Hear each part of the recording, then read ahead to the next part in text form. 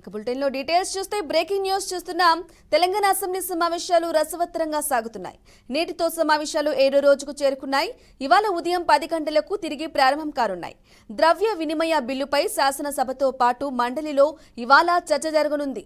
2024-25 ఆర్థిక సంవత్సరానికి రాష్ట్ర పూర్తిస్థాయి బడ్జెట్ను ప్రభుత్వం ఈ నెల 25వ తేదీన ఉభయ సభల్లో ప్రవేశపెట్టింది. శాసన మండలిలో బడ్జెట్పై సాధారణ చర్చతో పాటు అసెంబ్లీలో పద్దులపై కూడా చర్చ పూర్తయింది. ఇవాళ ద్రవ్య వినిమయ బిల్లుపై ఉభయ సభల్లో చర్చ జరగనుంది.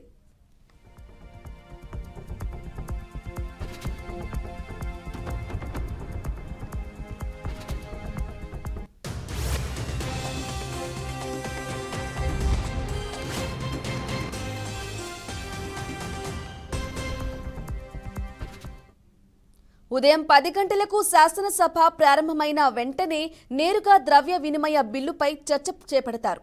అందుకు అనుగుణంగా అసెంబ్లీలో ఇవాళ కూడా ప్రశ్నోత్తరాలు రద్దు చేశారు.